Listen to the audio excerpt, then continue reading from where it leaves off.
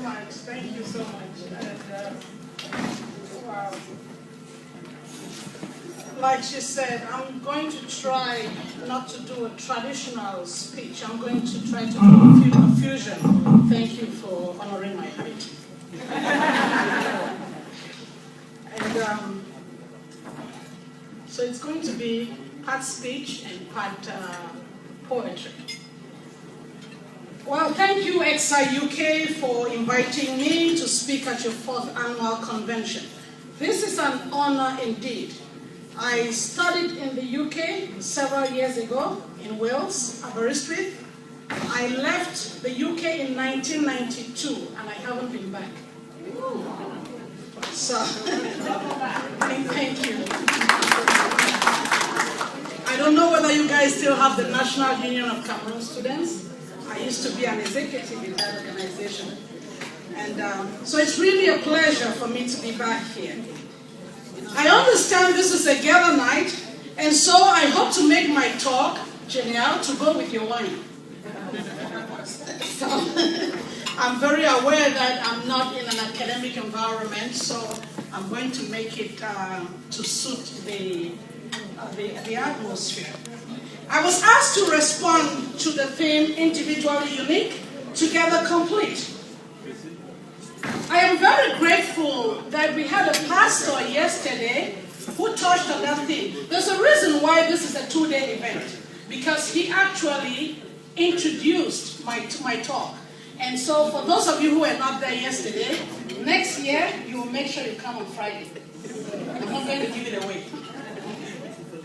Well, on the surface, this theme, individually unique, together complete, sounds so basic that it looks like there's nothing else I could add to it.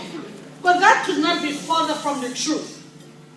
At the heart of this phrase is the eternal debate about individualism versus collectivism.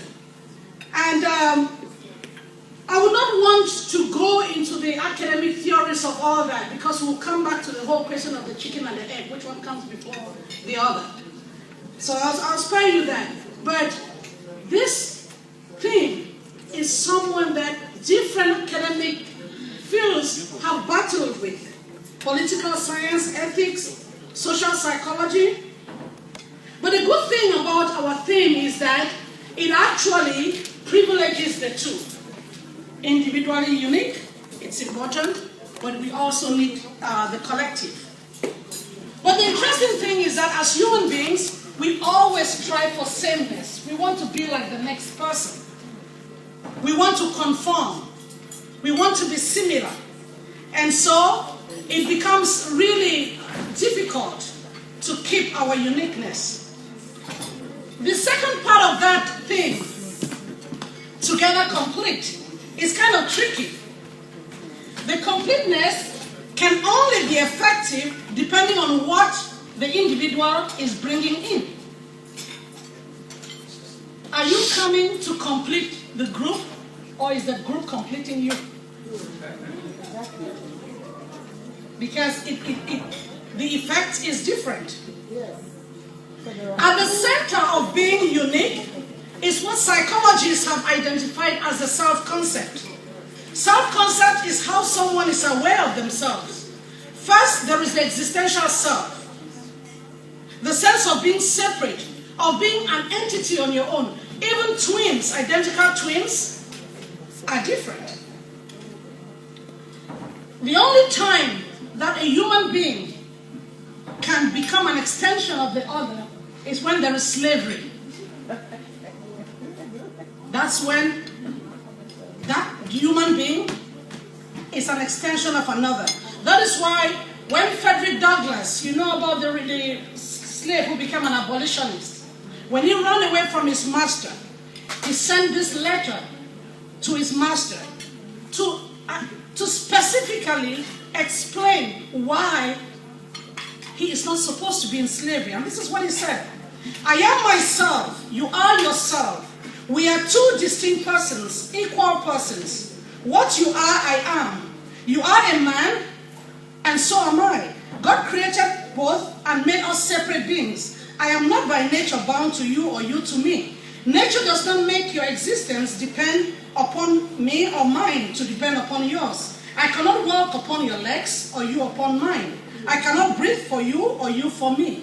I must breathe for myself and you for yourself. We are distinct persons and each equally provided with the faculties necessary to our individual existence. It was true for Frederick Douglass then, it is true for us today. Oh, yes.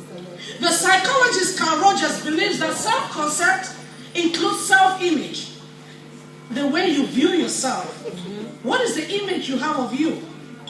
And we cannot talk about difference when that image that you have of yourself is blurry. As most of us know, self-image is tied to self-esteem. Self-esteem is how much value do we have for ourselves.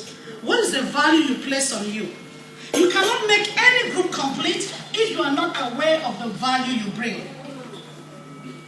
Self-image or self-esteem for the African is a very fragile space due to our tortuous history.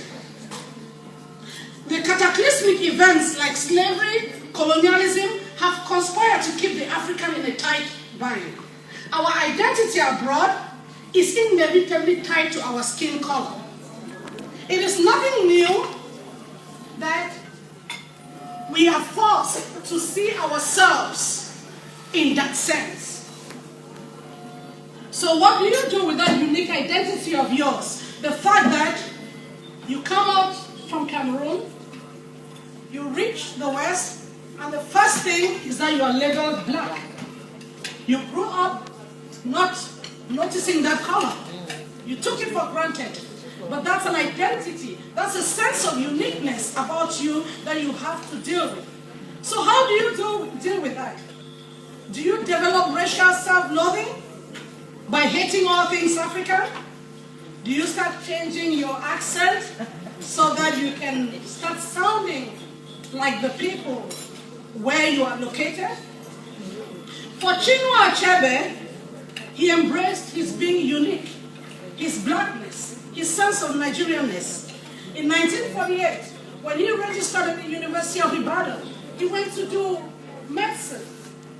But he quickly realized that although medicine was very popular, was the thing to do, he wanted to do English. And as soon as he started reading the works by Joseph Conrad, by Johnson, what did he notice? That his blackness was created as inferior. In these works, he became a savage. His self-identity was being questioned.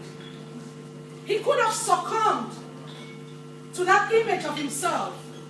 But what did he do? He decided to celebrate that uniqueness. Within that difference, he found his voice. And of course, you know what happened. In 1958, he published Things Fall Apart. And in publishing Things Fall Apart, it was his response to the misrepresentations of Africa that had been displayed in these works. His difference sold him. Through acknowledging that difference and engaging with it, he became the celebrated novelist that he remains even after death. Ali Mazrui opined that Africans are almost certainly the most humiliated in modern history. Humiliation takes the form of social and psychological degradation. It can sometimes take the form of being equated with goods and chattels, retaining the value indeed, but like the value of pigs on a farm or cattle on a ranch. So how do you, as individuals living in the West, negotiate that history? How do you negotiate that uniqueness? The good thing about it is that there is also in that history a lot that can sustain us. There is resilience. And all of us sitting in this room bear testimony to that resilience. That your parents and their parents before them triumphed to the point where you all went to school, are educated, and are now living successfully in the West. It is something that needs to be celebrated. It is something that we need to embrace. It is part of our uniqueness that we need to embrace. As a mother raising children in the US, of course, you've heard the news every day, the shootings. The racial climate has continued to be very, very debilitating. And one of the things that I've had to do in order to make my children embrace that uniqueness is to dip into history. And I'm going to do a poem that captures what I do with my kids every day.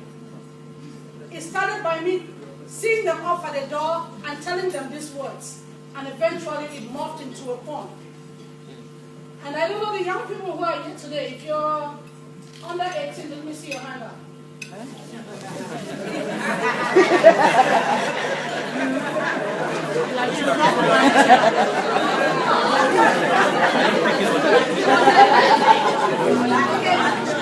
this one is for you.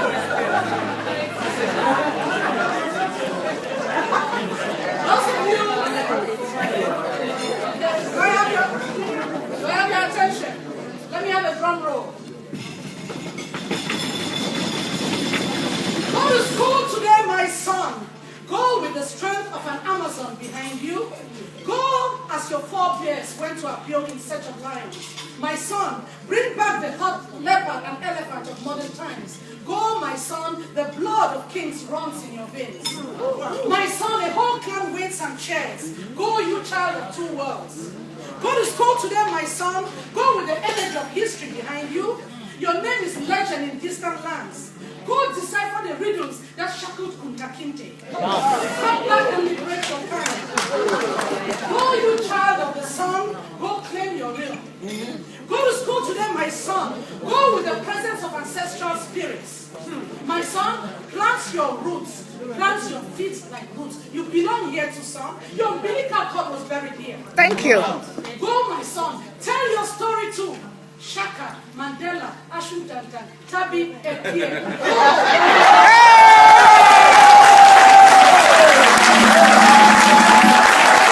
Give it to them.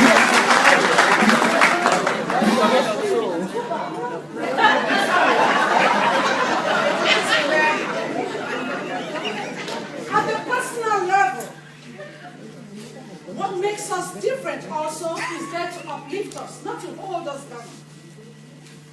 I remember this Cameroonian in the United States who came in and wanted to get residency. And of course, everybody was telling him, you need to file for asylum, you need to find somebody to love or not love and marry. And he became a bit desperate. But there was something that he knew that those of us around him did not know. He knew that he was unique. There was something particular about him. He was extremely intelligent. He had come and was trying to do a PhD. It had fallen apart, and he had started working with a company. He already had 2 patents through that company. And so he told me, he said, you know something? I'm not going to file for asylum. There is a visa made for people with exceptional abilities. You can imagine Cameroonians hearing that, right? Where does it mean? But to cut a long story short, he applied and he got the visa. And he's the first Cameroonian I know who has been given leave to stay in the US because of exceptional ability. And how did he get there? Because he knew what was different about him. He knew what was unique about him. Most of you remember the Cameroonian artist Eboalotin. Yes. You know Eboalotin had an accident when he was super young. He had a quinine injection that left him paralyzed on the right leg. He was an artist. And each time he played the songs and danced to it, he could have tried to pretend to dance away from that disability. He would have tried to be dancing tall so that we don't notice it. But what did the Eboalotin do? He engaged his uniqueness. He held that leg and rolled it. he claimed it. And to tell you how successful he was, when we hear the songs now, we don't have that handicap. What do?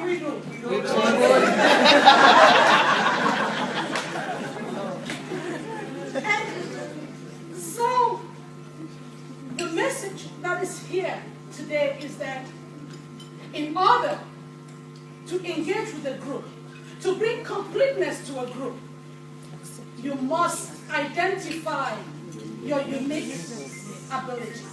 What is it that is different